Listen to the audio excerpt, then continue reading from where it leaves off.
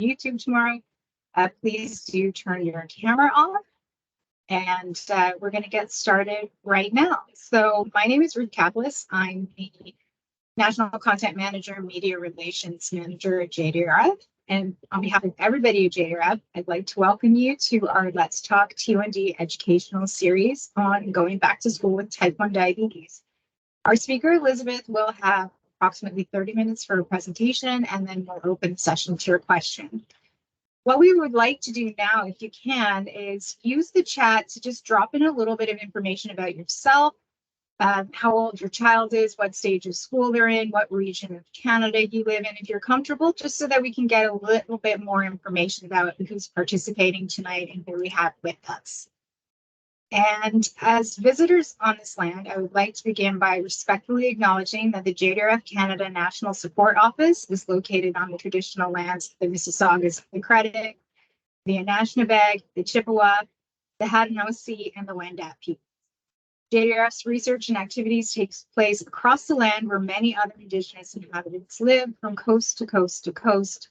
We acknowledge the ancestral and unceded territory of all the Inuit, Métis, and First Nations people who call this land home.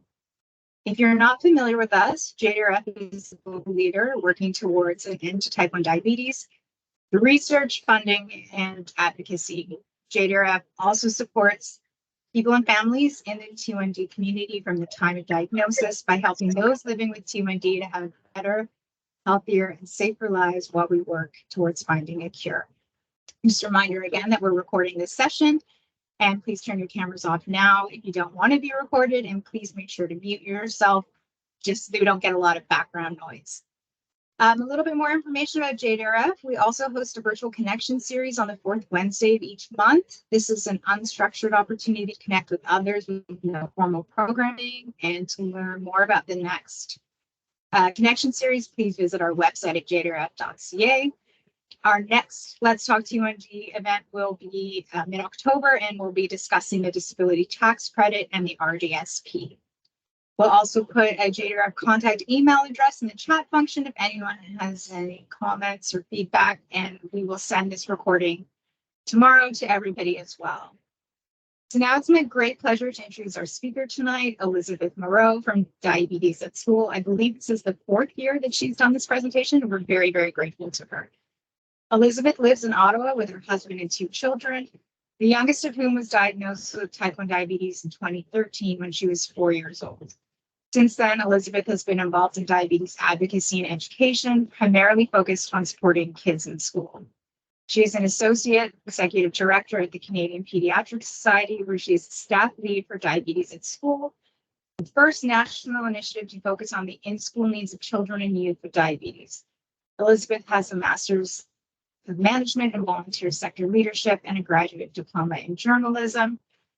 And thank you very much, Elizabeth. I will turn it over to you now. Okay, thank you so much, Ruth. Are you able to see my screen, my slides? Yes, we can. Thank you for that. And thanks to everyone who answered the poll. Rosalie must have gotten that up. That's amazing. I'm seeing that most people, it's the first time they've attended this webinar. I'm glad because I do kind of the same presentation every year, although I find like the Q&A at the end, which is not so much Q&A as more conversation, because people attending have so much to contribute. But the basic information that I'm providing is pretty much the same every year. And I see that, well, so far, a lot of, kids are little, right? They're in elementary. So this makes sense. So, okay, well, I can't see the chat anymore. So if anything goes wrong, just please somebody put themselves on voice and stop me. So let me just try to advance my slides here. There we go. Okay, are you seeing my daughter? Yeah? Okay. So this is my daughter, Mirren, 10 years ago. I can't believe it's 10 years ago, but so 10 years ago, in April 2013, she was diagnosed with type 1. And that was the scariest frankly, worst summer that I've ever had, worrying about her going to school.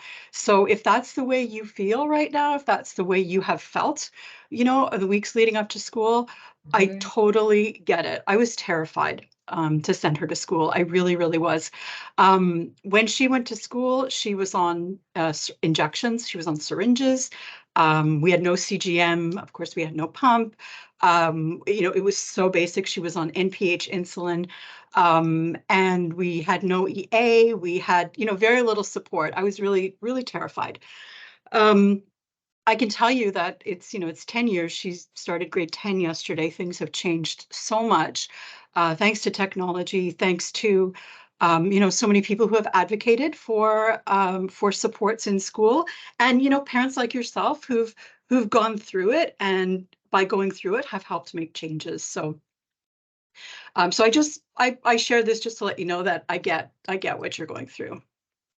So what I hope to do in the next, as Ruth said, 30 minutes or so, and then we can chat. But first, I want to give you some information about preparing for back to school, where you can find resources, talk a little bit about some of the things that, you might encounter and some of the ways we can maybe solve those problems.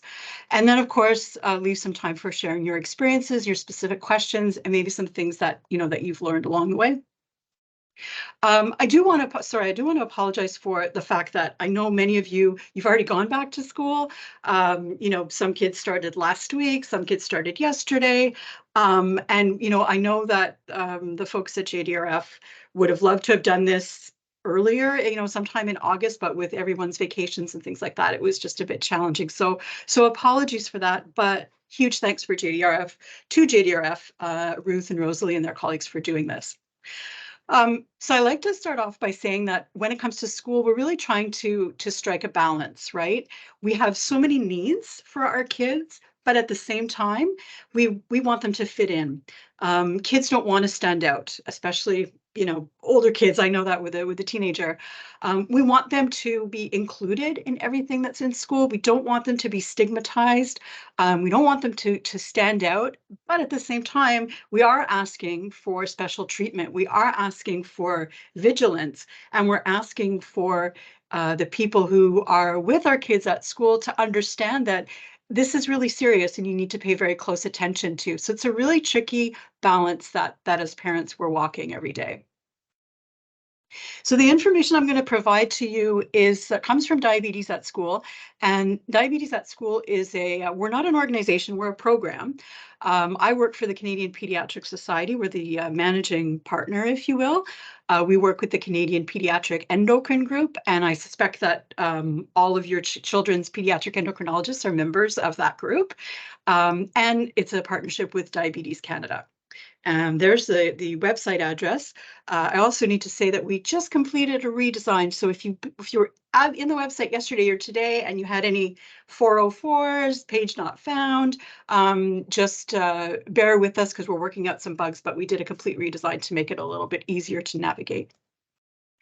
So Diabetes at School was born out of two policy recommendations, one from our organization and the endocrinologists, and another one from Diabetes Canada. And these two policy guidelines kind of set out the gold standard for what kids need in school. Diabetes Canada was the first to put out these guidelines. That's how they became a partner in Diabetes at School. And we published our guidelines in 2014, 2015. So what I want you to know is that the information behind Diabetes at School and the information that you are bringing to your kids' school has experts behind it. So this is all backed and vetted by pediatricians, pediatric endocrinologists, and other health professionals who care for kids with diabetes. So there are kind of three cardinal things that we need. Levels of support are going to be different. They're different across the country. They're different across the city, across even a board. But there are three things that every kid with diabetes in school needs. One is they need to be able to get their insulin during the school day. We hope that the days of kids like my daughter being on NPH so that she didn't have to get a needle in school, we hope those days are over, because that regimen was prescribed not in the best interests of managing her diabetes, but to accommodate a school that didn't have supports for her. So we want to make sure they can get their insulin during the day. We want to make sure that their blood sugar can be monitored, whether they're getting finger pokes or whether they have a CGM. And we want to make sure that there's emergency management protocols, processes in place. So some of the details that we'll talk about as we go through, this is what the experts agree on, that all kids need an individualized care plan, that there are personnel designated to provide support that the students need, that blood sugar can be checked anytime, anywhere, not in a designated place. That's something that used to happen a lot. And that they can eat anytime, anywhere when they need to treat a low or to help get their blood sugar up. That there's time and space for meals and snacks. And when we're talking about little kids, that may need to be supervised. And that all staff, where there's a student with type 1 diabetes, that all staff in that school are trained to recognize and treat low blood sugar, if nothing else. That's an essential thing that people need to know what to do. And especially as kids get older, that there be accommodations for tests or exams as needed. And of course, glucagon, which now is in nasal format, makes it a lot easier. That used to be a big piece, a big problem when it was simply that, that big needle. But now that it's in nasal form, we hope that it's a lot easier to get agreement from your school to have glucagon, someone trained to administer glucagon. So as parents, what are our responsibilities? Well, first is communication, and I'll talk a little bit more about that, but we need to initiate meetings with the principal of the school, with teachers, with other staff, and we need to make sure this communication is ongoing, and we need to make sure that the communication is sort of considerate of the needs and the realities of the teachers. So this week, for example, I think is usually not a good week to be having your meetings. It's often better to have them a week before school when they're kind of getting ready, or if you can wait, which is probably not the case, later on. But the first week, there's a lot going on for them, so we need to take that into consideration. Sometimes we need to initiate a care plan. It may be that your board has a care plan and that they'll send it to you to fill out.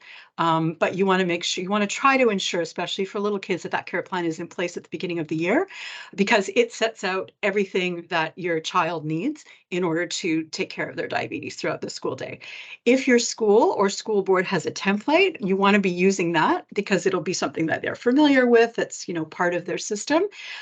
If not, we have one on diabetes@school.ca, and some of the jurisdictions have actually modeled their templates after ours. So pretty much everything you could possibly include is in there, more than you probably need, and you can just strike out what you don't need. We're usually responsible for training. I think many years ago, folks from the clinics might go into the school, but for those of you, I'm in Ottawa. For those of you in Ottawa, you'll know that the clinics are very short-staffed, and it's not usually likely that they can send personnel out into a school. Sometimes they can make phone calls if there are problems and there's an intervention needed, but usually it falls to us as parents. So we need to think about which adults and which staff need to know what, and how much time should we expect to have to provide that training.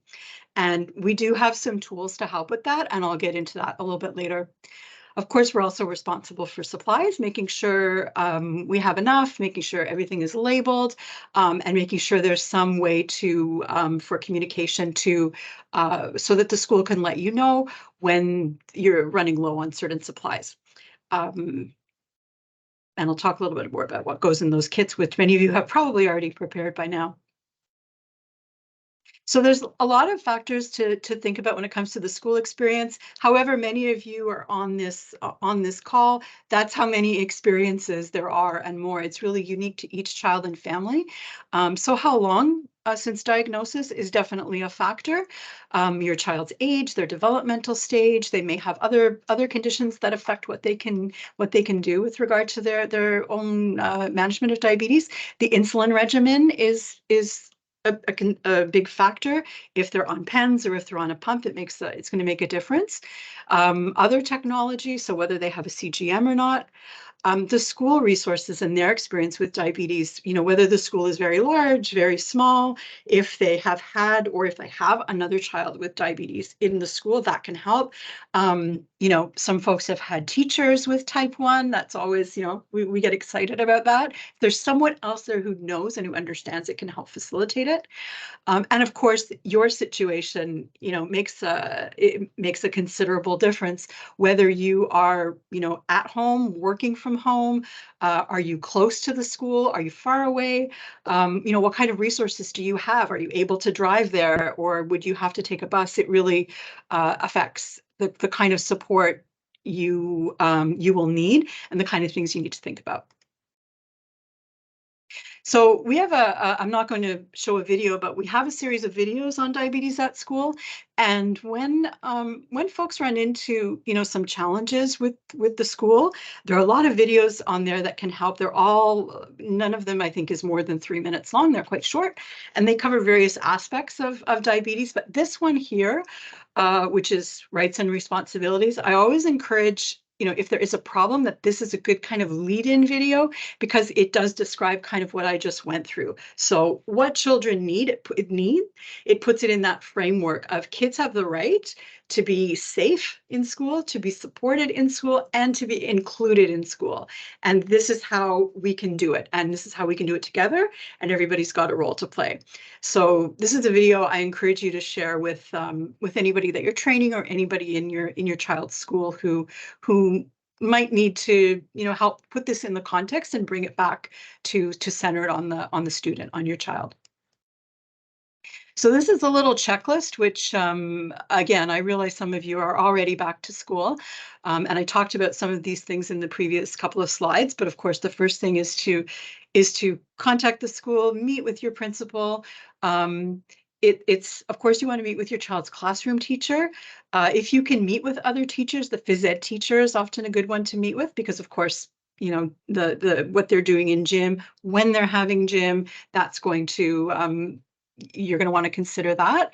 You're probably going to want to have an emergency kit in the gym, and so on and so forth. You're going to want to find your school board's policy on managing diabetes at school. If you can't find it, I mean, usually if they have one, it will be on the board website. I think most boards in Ontario should have one. They're required to have a policy, so they should have one. If you can't find one, look for the provincial policy. So I think just about every province, I believe, has some kind of policy or guidance on managing type 1 and sometimes other chronic conditions, chronic medical conditions in school. So if you can't find kind of the local policy, go have a look at the provincial policy. Keep in mind that they're not prescriptive. You're not going to always find exactly what you would like to find in there. But it gives you an idea of the philosophy and of some of the kinds of things you can expect. And it's a good reference point to go back to if you are trying to advocate for some type of support. Sometimes you can find the language in there that will help support you. We talked about the individual care plan. That's a key piece of every school year. Your training, we encourage you to, download the materials on diabetes at school. I'm going to show you on a dedicated slide later on, but we do have a 1-hour learning module. That's not for you as parents, because you know all this stuff already, but it's for educators, school staff, adults who don't have lived experience taking care of somebody with diabetes. So it orients them to what diabetes is and what that means for the school day. So you're not a parent, but you're with a child with diabetes. What does that mean? What can you expect? So it helps to demystify it. And it also helps, I've had many teachers who felt like they understood diabetes because they had a relative with type 2. And once you start orienting them to type 1, they can understand how it's different. Of course, you're going to get all your supplies together, probably have more than one emergency kit. You want to set up some kind of communication system with your school. So what kind of information needs to go back and forth from home to school. How often do you need information to go back and forth, and how? So, or under what circumstances, I should say. So is it, is it every time there's a low or a blood sugar under a certain level or over a certain level, or that type of thing. Also for, you're going to want to make sure you talk about special events. So you want to know in advance before there's a special event involving food, or before there's a field trip, before they make a change to the gym class, because you've kind of arranged insulin knowing that gym is going to be, right after lunch or right before lunch, and that changes. You want to know that. And you can put that stuff in your individual care plan, but it's really good to talk about it on an ongoing basis. Especially when your kids are little, I used to try to make it special for my daughter, get her involved, help to pack the emergency kits, choose boxes that have fun patterns on them or something like that, just so that they're part of it and they kind of understand what's going on. I also used to try to take my daughter to the meetings with the teachers, being mindful of what I was saying and how I was saying it, and not to try to talk about diabetes in a positive way, and not to be fearful or anything that might be a little bit scary to a small person.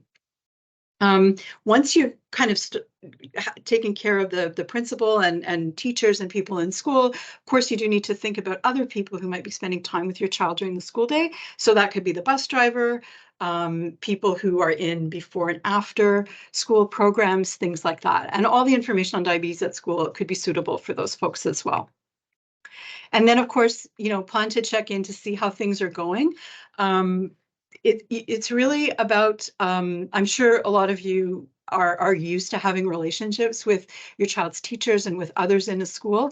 And this is, when you have a child with a need like this, it's so much of it is about creating that relationship of kind of ongoing communication and mutual respect. So you're going to want to check in with them, see how things are going, like next week or a little later on in the month, and see how things are going for them.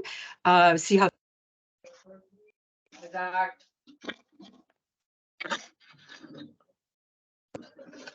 Hi. Sorry, am I on mute? Am I good? Okay. You're unmuted now. Yeah, you were muted, but you're good now. Okay, my apologies. I don't know how that happened. Okay. Okay, so here's the individual care plan. I've talked a lot about that. It's going to include just about everything that could, that could be relevant to the school day. So it's got all the basic information, contact information, things about your emergency kit. It's going to have instructions on treating low and high blood sugars. So, what is considered a low blood sugar, what is considered a high blood sugar, what types of fast-acting sugar do you use, and how much, things like that. All of that nitty-gritty details of your insulin, of how to handle meals and snacks, procedures for before and during and after physical activity, and anything else related to your child's management of diabetes at school. Our template has way more than you need because it was designed to sort of be a bit of to help you think through what you might need to think about. So if you're using our template, just scratch out what you don't need. We also have a Word version. So if you're adept and comfortable with that, just strip out what you don't need and just keep what's there. Because if you're not on, if you're on a pump, then you don't need the section that's on insulin pens, for example. So some of the things that may not be in our plan or in other plans have to do with things like arranging snacks and lunches, how you're going to label your carbs, pre-counting carbs, what kind of mechanism you're going to use. Field trips are a big one that won't necessarily be covered in there. Those are kinds of things that you have to work through separately throughout the year. Handling special events with food and handling changes to the activity routine, as I just mentioned. That's where you really need to make clear to the folks at school that our kids can do anything that any other child can do. So unless they have an allergy, they can eat anything that another kid can eat. They can do any activity that another kid can do, as long as we have the information that allows us to plan in advance. I've heard, and I know in a lot of schools there's less emphasis on food, which is probably good. But we've heard some things involving food that serve to single kids out or make them feel excluded, and that really doesn't have to be. So conveying that information up front so that the teachers can be alert to it, and then can give you information in advance, or send you a quick text in the morning. Oh my gosh, somebody brought in this. Can your child have this? And so on and so forth, just so you can make arrangements to do what you want to do for your child. And then supply teachers as well. That can be something where things can fall through the cracks. What I used to do, and what I would encourage, is kind of a letter for the supply teacher. You can put your child's photo on it. You can put like kind of a little letter that says, here is my child. He has type 1 diabetes, and this is what it means, and so on and so forth. And then I know in our school, at least, there used to be a binder that the supply teachers would have access to, and that letter can go in there. But you just want to make sure that when a supply teacher comes in, they are aware of your child. They're aware of the technology. So if they have an insulin pump, or if they have their phone because that's their CGM receiver, that nothing is taken away from them, or that the supply teacher understands what's going on. So training and education, I would encourage you to think about the different levels and layers of responsibility, and tailor the training depending on who it is. So not everyone needs an hour-long training. It's just not realistic for you or for the folks that you're training. So kind of think about what their role is, what with regards to your child at school, and what they need to know. So as I mentioned before, all staff need to know generally what type 1 is. They need to know that there's a student with type 1 in the school, and who they are. And schools have different mechanisms for providing that information. But they need to understand what low blood sugar is, to recognize what it looks like and how to treat it. So where are those supplies? You don't send a child with low blood sugar by themselves down to the office, and so on and so forth. They need access to their kits. All of these things, that's really, really important. And they need to know what to do in the event of an emergency, and they need to know where that glucagon is. Staff who are responsible for a student with type 1, responsible meaning they are providing some level of support, they need a little bit more information. They need to understand about blood sugar, what it is, what's your child's target range for blood sugar, and how insulin, food, and physical activity work together and affect blood sugar. So they need that other layer of information. And then the folks who are helping hands-on with diabetes tasks, those are the ones that you might need to train on your child's glucometer or your child's pump or that type of thing. So they might need a little more hands-on training. So this is the online module that I was referring to earlier. So it's 1 hour. It is self-directed. It's available to anybody who works in a school in Canada at no charge. And the link is available through our website. So you just have a look at the drop-down menu under supporting students, and you'll see a link to online education. You'll see a page that describes the resource, and then there's a link that they can go to. All they need to do is register for an account. It doesn't cost anything, but they need to create an account, and then they can get in and do the training.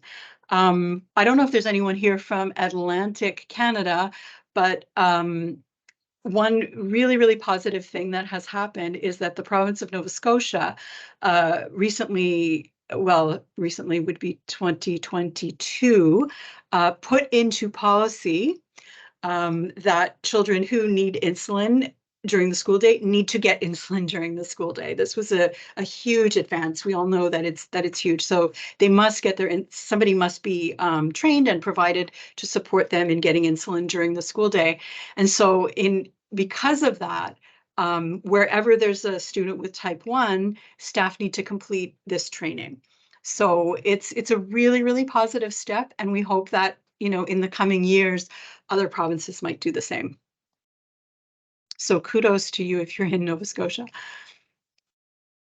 These are a couple of resources on the site that I would encourage you to print out, or you could email them. They're in PDF, but they're resources that I have found can be really helpful for posting things in staff rooms. So these are not necessarily about the specifics of, hyper or hypo, although we do have similar resources for high and low blood sugar. But these resources talk about sort of the other things with regard to type 1. So trying to address, some of the myths, some of the, some of the realities of what it means to be a student with type 1, and what we might like the teachers and school staff to know, and how they can be helpful. So I would encourage you to provide these resources to your child's teachers and principals. These are the high and low blood sugar sheets. We do have these here. We have them laminated. When we go to conferences, we bring them and hand them out. If you want laminated copies, please just email me. I'm happy to mail them to you. These are the low blood sugar has a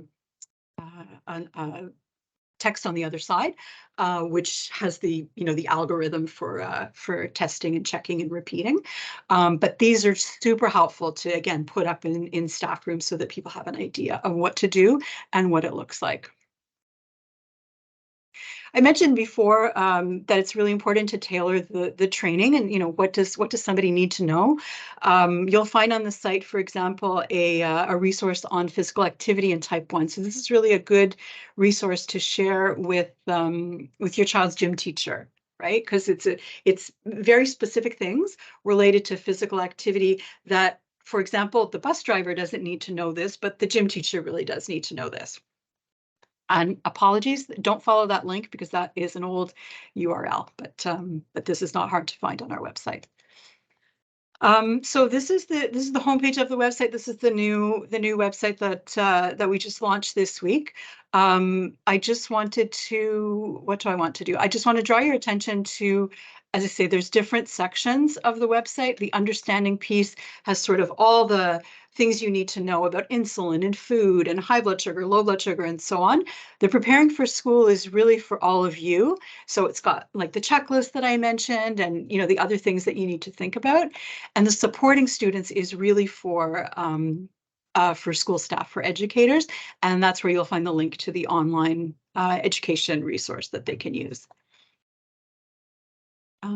And then here's a link to the video series that I mentioned. If you go to that page, there are 11, I believe, videos on different aspects of diabetes, many of which are incorporated into the online learning modules. So folks who do that will see them.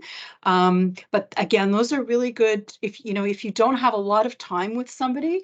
You don't always get a lot of time in person with the teachers or school staff. You can follow up with a link to a very short video, or if there's a problem during the school year, something has gone wrong, you can use one of these videos as a little teaching tool, a subtle teaching tool.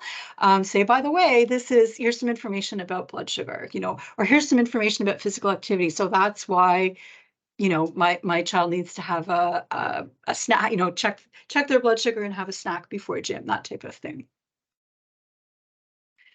So supplies, probably most of you have gotten your emergency kits ready. It's really, really helpful to have them in more than one location. Usually your child would have them on them, so either in their backpack or in some kind of bag that they may carry with them. You can make the decision about whether they need to have them on all the time. Do they need them when they go out for recess, that type of thing. Sometimes I know in our school there was a kit that the duty teachers had when they went out for recess. So I always made sure there was sugar in there. And I didn't have my daughter carry out her kit, but that's a personal decision. I'm not counseling. I'm just saying that was my personal decision. They also had a kit for fire drills. So again, I put an extra blood sugar meter in there in case, so if they run out for a fire drill, my daughter doesn't have her stuff with her, at least I know the teacher has a blood sugar meter and some some fast acting sugar in there. So I would encourage in the classroom, if your child's moving around the school during the day, then you want to think about those different locations. Absolutely, you want to have one in the gym nearby. And then, you could have an extra one in the office. Maybe it never gets used, but it's there, right? In case anything else goes missing, there's one in the office. So you're going to put the blood sugar testing equipment in there. For sure, fast-acting sugar, usually a carb snack like a granola bar, something like that. And then, of course, your contact information in there. Some people might have insulin pens in there, pen needles. Of course, if you have insulin, you need to think about expiring or stability, and then you're going to need to replace it on a regular basis. You might want to have extra batteries in there for pumps and meters. That's where you could keep an extra glucagon in there, as well as maybe one on your child. And then some people have ketone strips. Again, some of these things depend on your situation. Again, as I mentioned earlier, how far are you from the school? Are you very close? Are you always going to be in contact, or are you, a 20-minute drive away? So, kind of think about that and what you need to include for your situation. We also have a couple of resources on the site, one about CGMs and one about insulin pumps. They probably need to be updated. These are not for parents to sort of help them make a decision about which device to use, because there's not enough information there. It's really a tool to show to help orient people at school who've maybe never seen an insulin pump before or a CGM, really don't know what you're talking about. If you have your child with you when you train them, then you can say, oh, here is her insulin pump. This is the Dexcom sensor. But you can also use these if you need to, show somebody, just so they have an idea what it is they're going to see.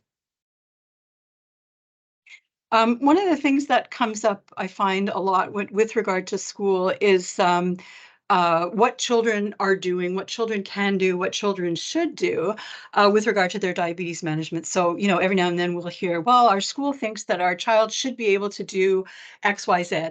And that's, I just want to support you in the sense that that's your decision to make as a family, as a parent, as a child, right? It's not a teacher's decision or a principal's decision to make. And I hope that none of you ever feel pressured to push your child into doing things that maybe you don't feel they're ready to do, because it is your decision. And so we created this little table to just remind people what a typical kid at this age can do.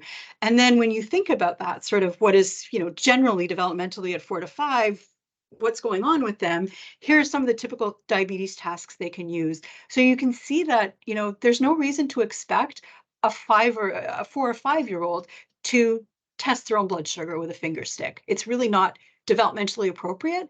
If your child does it and you're comfortable with that, that's great, but that's your decision. This is really designed to provide some support and backup if you find yourself in a situation where people are asking, why doesn't your child do this?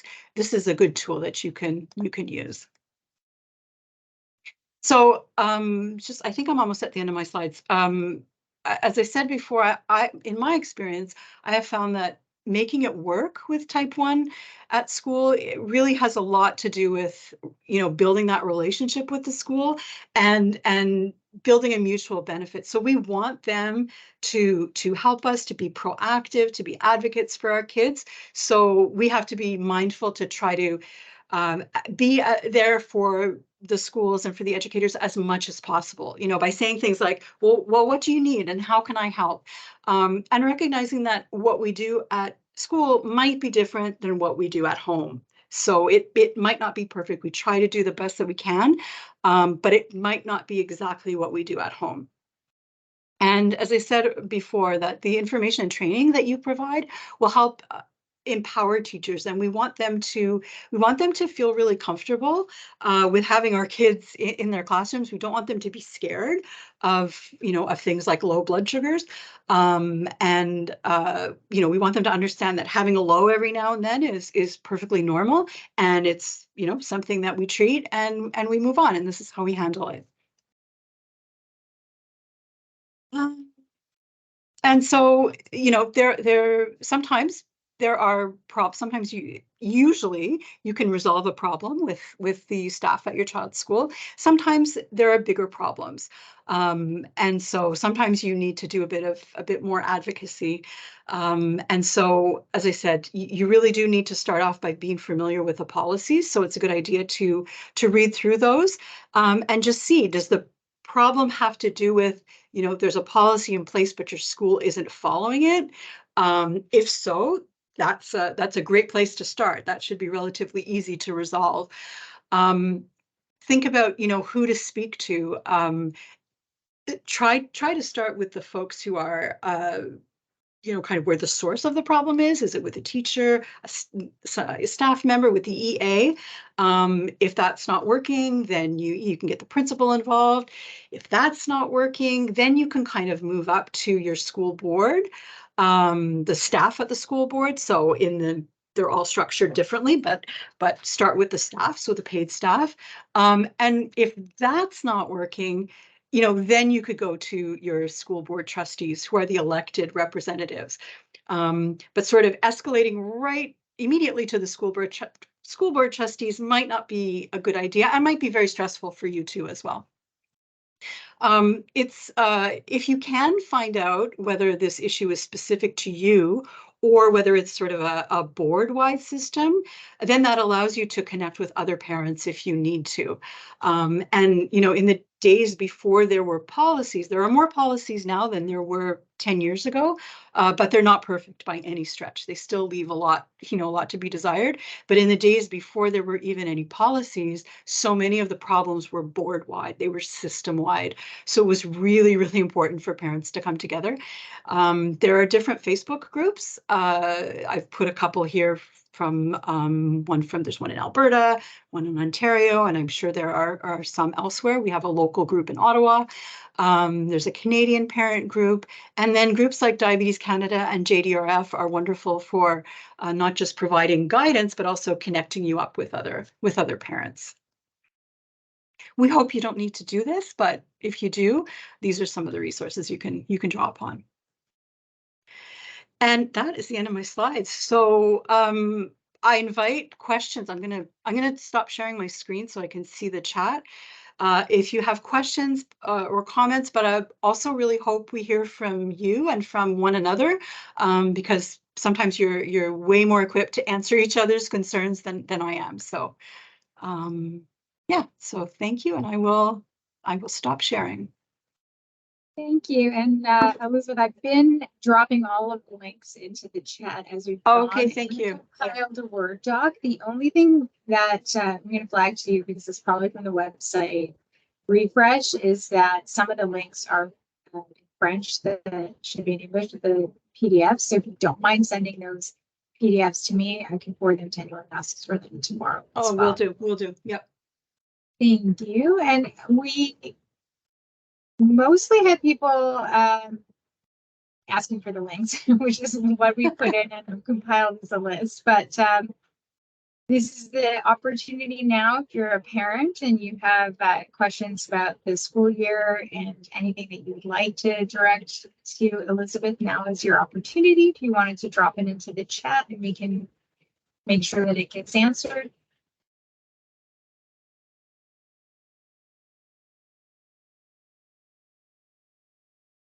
Sylvia asks, why have carbohydrate snack and not just fast-acting sugar? Oh, so sometimes in your individual care plan, again, it would be spelled out in there. But if your child has a low, depending what regimen they're on, right? But if your child has a low, you may have a fast-acting sugar and then give them a granola bar. If, for example, they have gym coming up, then you might want something to sustain them through gym. For example, I'm not providing advice on what you should give your child. That would come from, from you and with your endocrinologist. But also if your child is kind of going low, again, it depends whether they're on a pump and with, whatever technology they have, but maybe they need a little bit of a snack. So maybe, for example, if your child is between 4 and 6 and gym is happening, I'd like them to have a granola bar before they go into gym, not a fast acting sugar, So it really depends on your protocols for your child. So we have a question, and this is something that actually came up last year as well. It's about the transitions. Should expectations for elementary school teachers and staff be extended to higher grades? I asked because my son is going into high school, diagnosed in 2022, so recently, and we didn't have a great experience with teacher help in junior high, so we're looking nervous going into a bigger school with double the number of students. I just want to say, I think this is a great question because a lot of people assume by high school that this child has been living with T1D for a number of years, but that's definitely not always the case. And so that transition to that stage doesn't necessarily come with a lot of lived experience with T1D. And then I'll turn it over to Elizabeth to address. No, that's right. That's right. And I have been talking a lot about little kids, but the policy in Ontario, I can't remember, I don't know if that person is in Ontario. The policy in Ontario, at least, doesn't distinguish between little kids and older kids. The policy is that if a student needs support, they receive support. And again, it goes back to sort of what a student can do. So somebody could be 16, but have a developmental age that's much lower, right? So they would need more support than another 16-year-old or a 14-year-old. So there are still requirements for care plans throughout high school. And then you get into the issues with accommodations for tests and exams, and people have different ways of dealing with that. So for example, if there's a load during an exam, then, a student would need time to treat and to recover and extra time to do the exam. So, underlining, making sure people understand the cognitive effect on a low blood sugar. You might have requirements for highs as well. But no, I hope it doesn't. I didn't want it to sound as if these are only requirements for little kids, but there's still an expectation that if support is needed, that it's provided. And this particular student lives in Nova Scotia, so hopefully with that policy change, that will in be Nova helpful Scotia. Okay, as well. okay. Okay, well, you're in a great place because they have a good policy. Nova Scotia has a good policy. We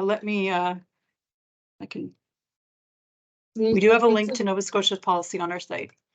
Been some discussion about fanny packs in various bags for the Dexcom or other CGMs.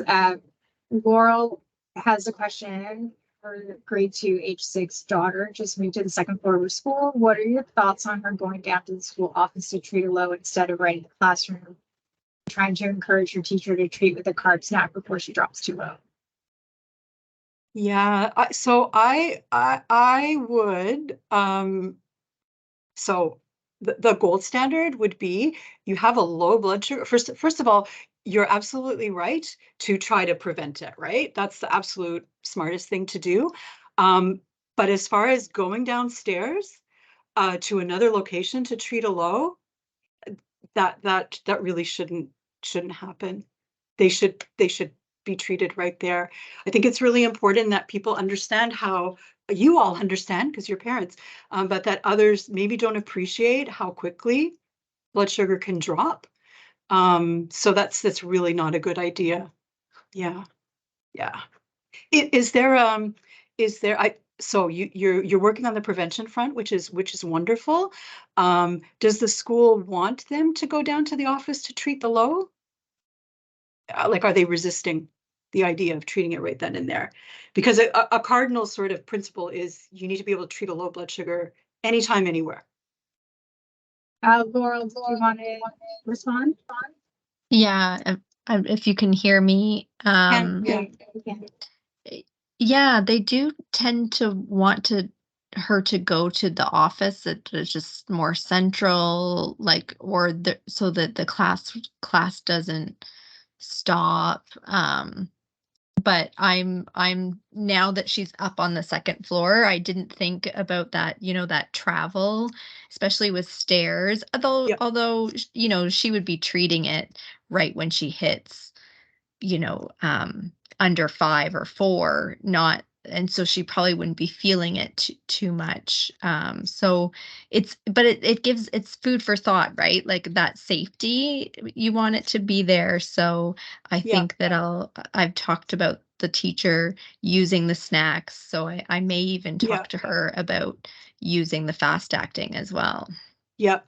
Yeah. And I would, if they are resisting it, like the idea that you're probably able to uh, to dispel that notion that her having a bit of fast acting sugar would disrupt the classroom, because it really doesn't, right?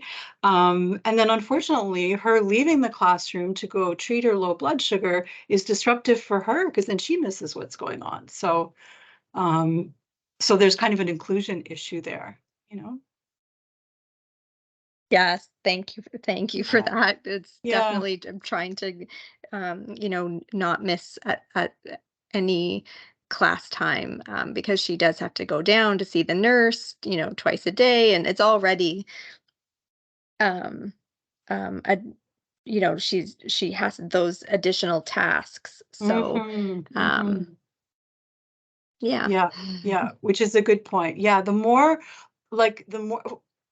put it to the child's comfort level, right? If a child's more comfortable to leave the classroom, then absolutely respect their wishes. But if they are comfortable doing whatever it is they need to do in the classroom, then they really do have the right to do that, Yeah.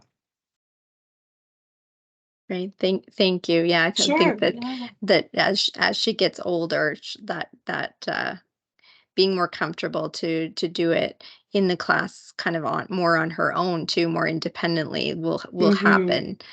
So it's just that she's still young. Yeah. Yeah. So Melissa had a question. The teacher principal at our school seemed very reluctant to have to administer glucagon. We've heard this before too on these. Mhm. Do they need a prescription for this nasal one? And Melissa, if you could just also say where you are located in the country, that would be helpful to answer the question as well.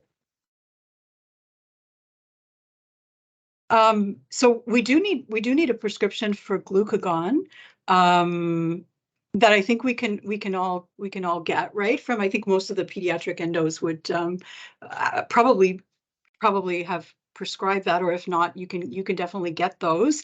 Hi there. I do actually have a prescription, but it's just for the one with the powder and the needle, right? So it's like the. Oh, okay. So Yeah. you're in Ottawa, so you're with CHEO. You're with CHEO. So just ask your endocrinologist at CHEO for a nasal prescription. They'll give you one. If you have insurance, I'm fortunate to have health insurance. I usually get more than one, so I have one at home and I send one to school. And there's the makers of Baqsimi, the glucagon, nasal glucagon. They have a nice little video that is barely a minute to show you how to do it, because it couldn't be any easier.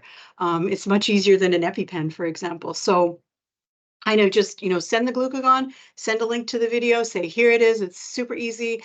And I always add, and by the way, if we do all of these things that are in her individual care plan, we will never need this glucagon. Yeah. So it's just insurance, right? But if we ever do need it, God forbid, it's super easy to use. Anybody can do it. And here's the little video to watch. Okay, perfect. We have about 5 minutes left. I've appreciated all of the back and forth in the chat about these cute bags. I'm also like, now I want one. They're nice for anyone. Love the crossbody fanny bags. Super cute. Yeah, they're all very cute. Were there any other questions for Elizabeth before we wrap this up? I have put together, like I mentioned, a document with all the links that I put on the chat. So feel free to email either volunteers or me tomorrow. We can send it. DP was just asking where they might find a policy link for Nova Scotia about the insulin Yes. update from last year. Do you know? Did I just put that in the chat? I'm so hopeless with Teams. Okay, there it is right there. Yeah, I see that you did. Yeah. Yeah. If you look on Diabetes at School under supporting students, you'll see a link to all the provincial and territorial policies that exist. So we didn't have any other questions. I think we'll wrap it up for tonight. As mentioned, if you do remember something tomorrow that you forgot to ask tonight, feel free to email. Get those resources to you. We'll answer you then. We will be posting this on our YouTube channel as well, and we will also be sending it out to everybody, so you'll be able to watch it again at your own leisure. And I just really wanted to thank Elizabeth for giving us her time every year to go through this. The information you provide is so helpful. And I know it really does help as well for people to be able to chat with other parents who are going through this and bringing them all together, which you allow us to do, Elizabeth. So thank you again so much. I hope everybody has a great school year. I hope it cools down a little bit in Ontario because the schools are probably very hot as well. And have a great rest of your night. Thanks so much, Ruth. Good luck, everyone. Take care. Thank you. Thanks, Elizabeth.